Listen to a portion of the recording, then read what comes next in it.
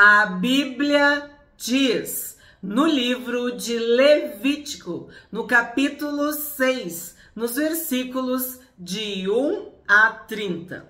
O Senhor falou a Moisés, dizendo: se uma pessoa pecar e cometer ofensa contra o Senhor, negando ao seu próximo o que este lhe deu em depósito, ou como penhor, ou se roubar, ou tiver usado de extorsão para com seu próximo, ou se, tendo achado um objeto perdido, negar com falso juramento o que o achou, ou fizer alguma outra coisa de todas em que se costuma pecar, será, pois que, tendo pecado e ficado culpada, essa pessoa restituirá aquilo que roubou, ou que extorquiu, ou o depósito que lhe foi dado, ou o perdido que achou, ou tudo aquilo sobre que jurou falsamente. Restituirá por inteiro, e a isso ainda acrescentará a quinta parte. E entregará isso àquele a quem pertence no dia em que trouxer a oferta pela culpa. E por sua oferta pela culpa, trará do rebanho ao Senhor um carneiro sem defeito, devidamente avaliado para a oferta pela culpa. Trará o carneiro ao sacerdote, e o sacerdote fará expiação por essa pessoa diante do Senhor, e ela será perdoada de qualquer destas coisas que fez e que a tornou culpada. Nós terminamos o vídeo de ontem falando sobre exatamente este assunto: restituição, acrescentar, consertar, resolver, reparar, compensar. Eu até anotei os verbos, né? Reparar, compensar, restituir, reatar, reconciliar, permitir que haja um relacionamento correto entre as pessoas. E isso é a lei? Se uma pessoa pecar, quer dizer, essa é a realidade humana, de falhar, de pecar, de cometer erros. Mas o que a cruz do Senhor Jesus simboliza? Exatamente isso. Vertical e horizontal.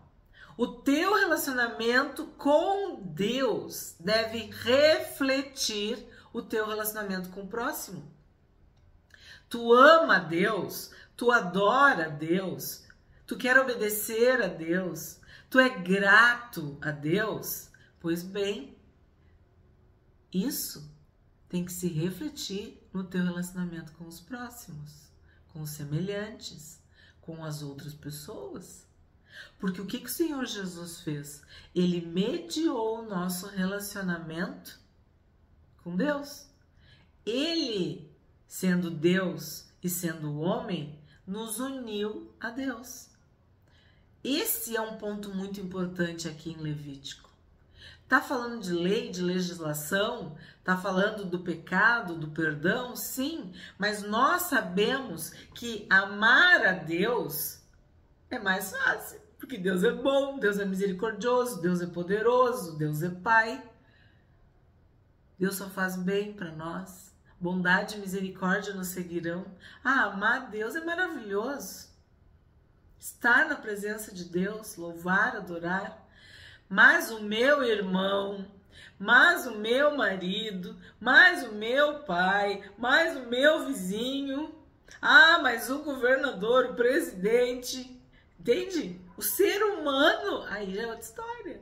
E aí o que a Bíblia diz? A Bíblia diz que se tu diz que ama a Deus, mas tu odeia o teu irmão, né, marido, pai, vizinho, filho, sei lá, amigo, colega, tu é mentiroso. Porque tu vai amar a Deus se tu amar o próximo. E aqui tá falando disso. De que, olha como ele diz, se uma pessoa pecar e cometer ofensa contra o Senhor. Ué, mas não era contra o próximo? Então, quando eu ofendo o Senhor, negando ao próximo o que este lhe deu em depósito. Aí vai explicando tudo. Eu tô achando que eu tô discutindo, brigando, tô revoltada, com falta de perdão, tô murmurando contra o meu irmão, contra o meu marido, contra o meu pai, contra o meu vizinho, contra o governo. As pessoas acham que são coisas diferentes. Para Deus não é diferente. Vê se está escrito na tua Bíblia. Vê se está igual. Está com a tua Bíblia aberta, com o teu celular aí. Ó, se uma pessoa pecar e cometer ofensa contra o Senhor, negando ao seu próximo. Aí depois vem a lista. Então é isso. Se tu ama Deus, se tu é cristão, se tu é cristã, tu tá lendo na Bíblia, como é que Deus sente quando a gente trata mal o próximo? Quando a gente não ama o próximo. Para ele, nós somos mentirosos, porque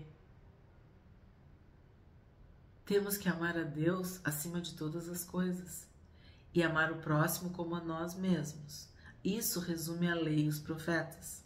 Mas o Senhor Jesus, um pouco antes de ser morto, sepultado e ressuscitar, ele fala para os seus discípulos.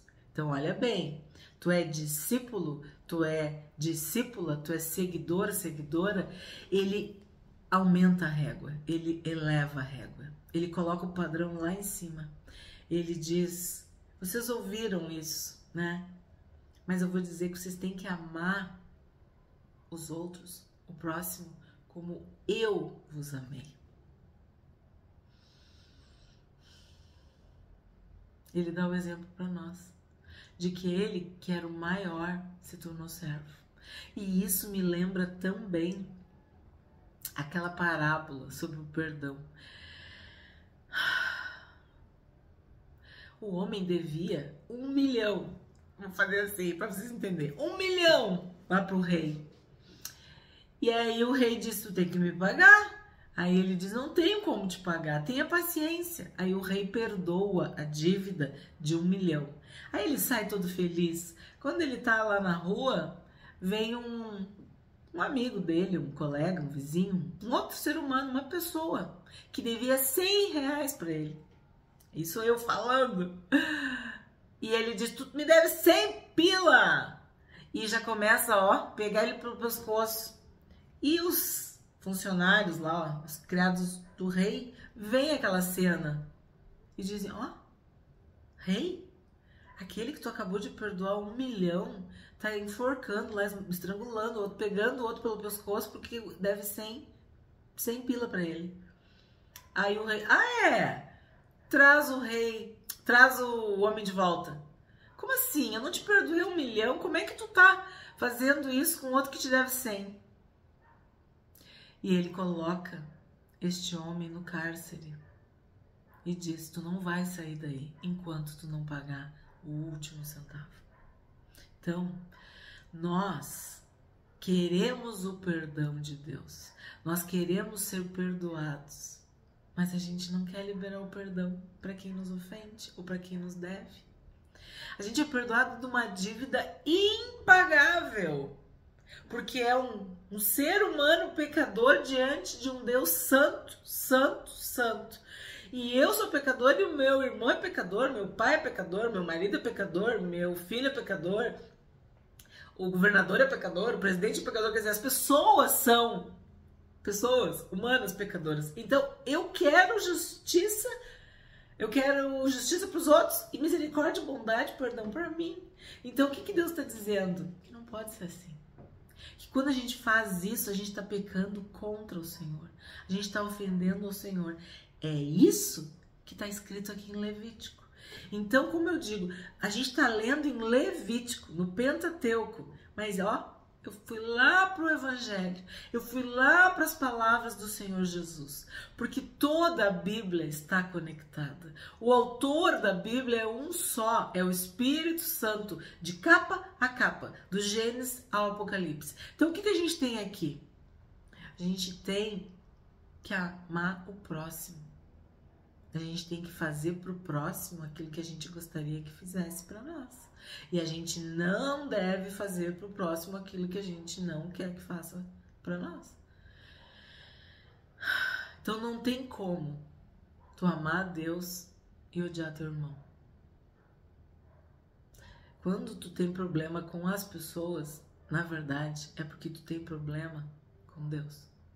Porque quando tu tá na presença de Deus, tu tá cheio, atravessado, transbordante do amor, da graça, tu faz o quê? Tu estende essa graça pro próximo, para aquelas pessoas que convivem contigo. Quando tu recebe o perdão, tu dá o perdão. Tu recebe a graça, o amor, a bondade, a misericórdia, a paz, tudo de bom. Os frutos do Espírito Santo em ti é para quê? Para tu servir ao próximo. 8. O Senhor disse a Moisés: ordene a Arão e a seus filhos, dizendo: esta é a lei a respeito do holocausto. O holocausto ficará sobre as brasas do altar toda a noite até pela manhã. E o fogo do altar nunca poderá ser apagado.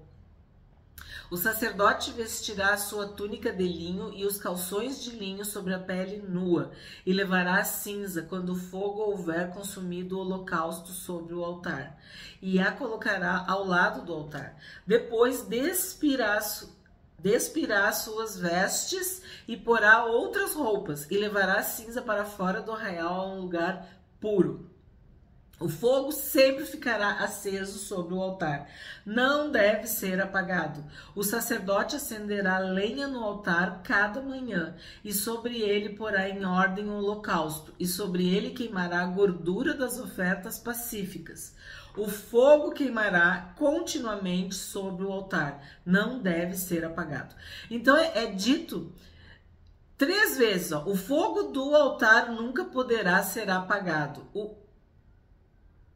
O holocausto, ali ó, o fogo, quando o fogo houver consumido o holocausto sobre o altar, ele colocará ao lado do altar.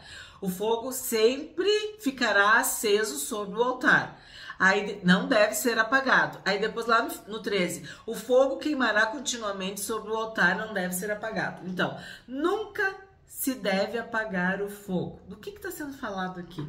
Qual é o fogo? É o Espírito Santo de Deus, a chama que arde nos nossos corações. Sabe o que é isso? É adoração constante. O fogo jamais será apagado. Não deve ser apagado, deverá ficar aceso continuamente. Nós devemos estar na presença de Deus 24 horas. Nós devemos adorar a Deus 24 horas. A Bíblia diz que nós não devemos apagar o Espírito Santo. Como é que a gente apaga o Espírito Santo? Como é que a gente entristece o Espírito Santo? Quando a gente peca, quando a gente se afasta. Então, o fogo não pode apagar. A gente escuta, né? A brasa fora do braseiro apaga. Existem várias atitudes, disciplinas espirituais que nós devemos praticar, fazer para não deixar este fogo apagar.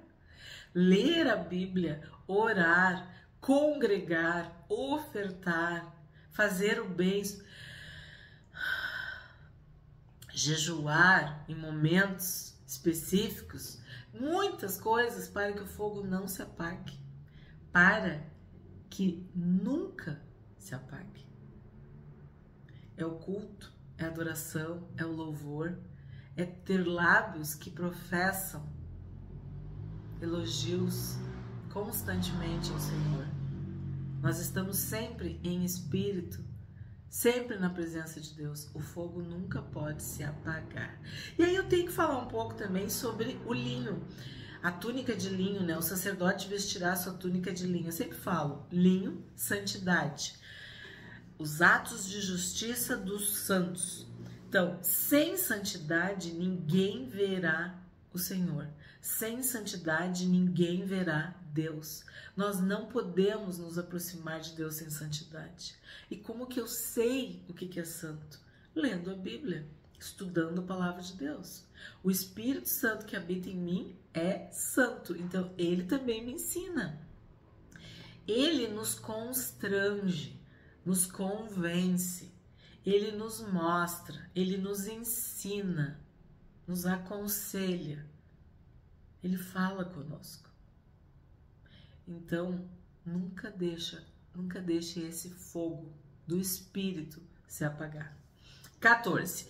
Esta é a lei a respeito da oferta de cereais. Os filhos de Arão a oferecerão diante do Senhor, diante do altar. Então, aqui já temos que destacar.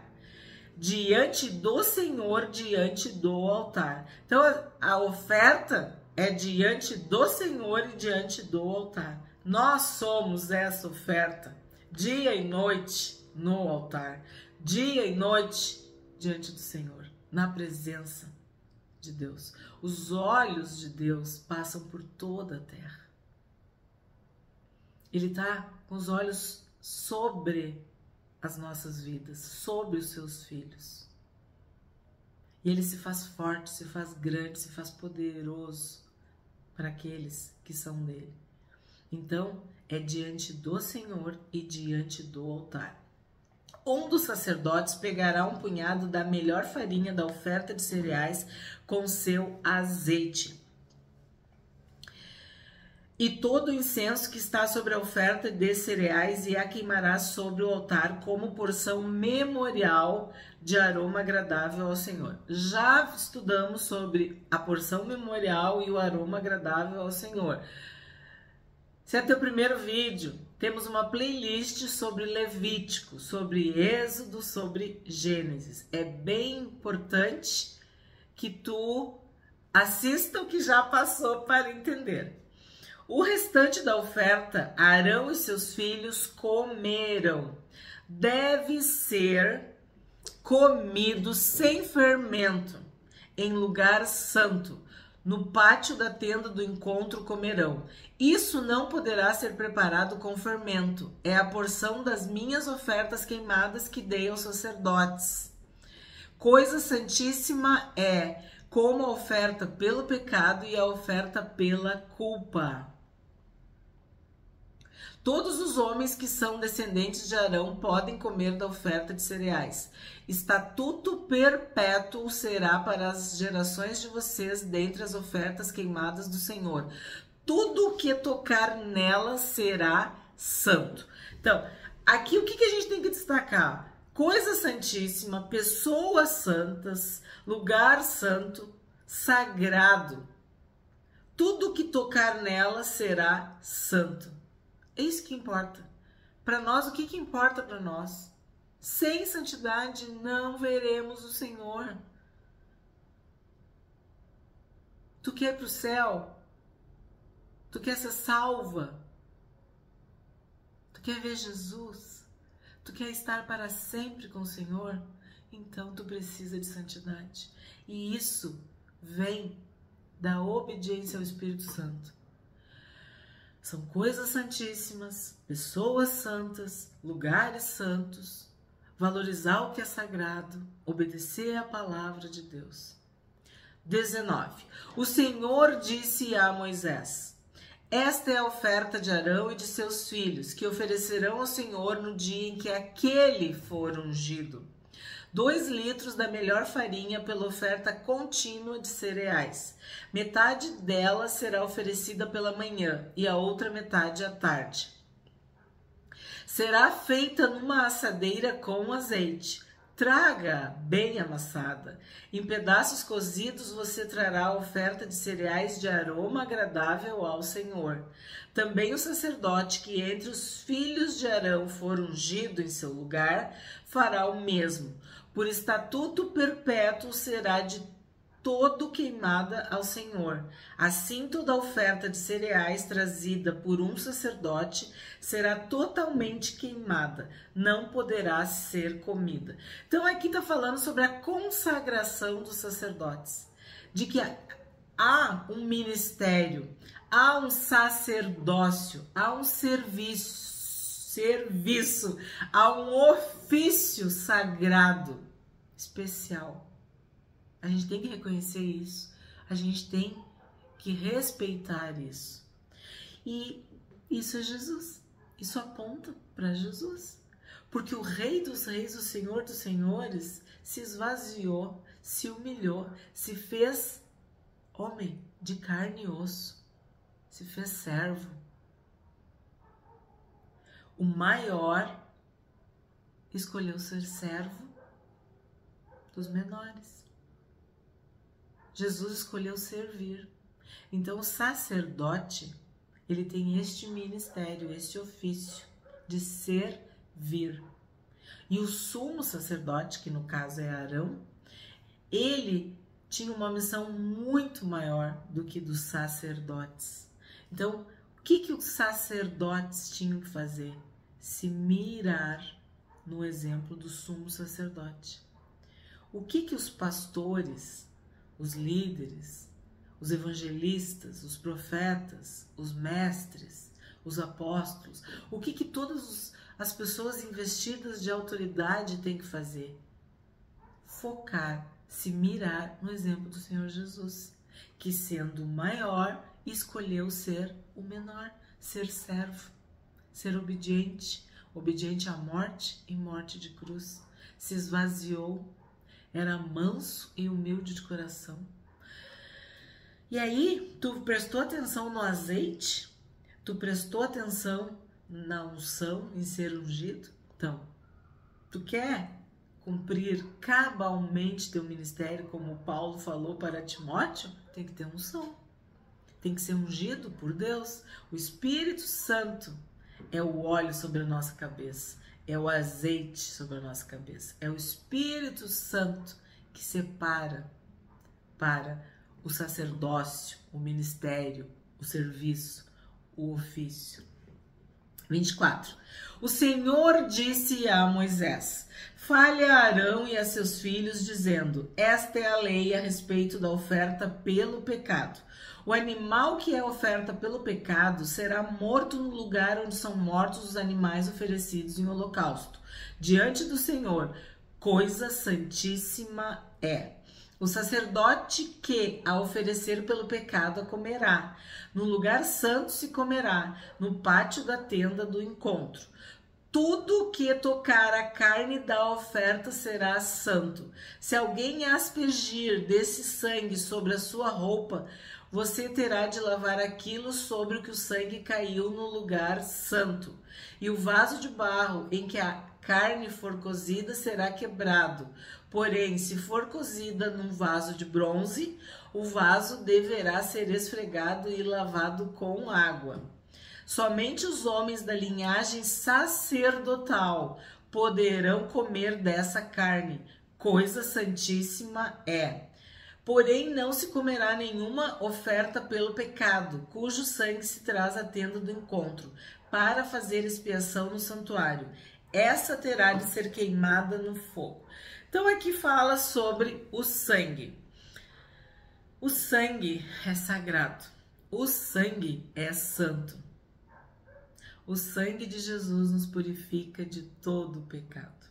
O sangue de Jesus nos salva, nos cura, nos liberta, nos santifica. O sangue é a vida. O Senhor Jesus derramou o seu sangue. Ele nos comprou com o seu sangue. Então o sangue é sagrado. O sangue é santíssimo. Coisa santíssima é. E eu disse para vocês, né? Levítico é sobre isso também. Santidade ao Senhor. Sem santidade ninguém verá o Senhor. Sem santidade nós somos consumidos. Sem santidade nós não vivemos, porque o Espírito Santo é santo, que é santo, é que nos santifica. Não é o que eu faço, não é o que eu deixo de fazer, é a presença deste Espírito Santo que santifica, que unge, que consagra, que separa todas as coisas, que permite que nós pecadores, estejamos na presença de um Deus santo.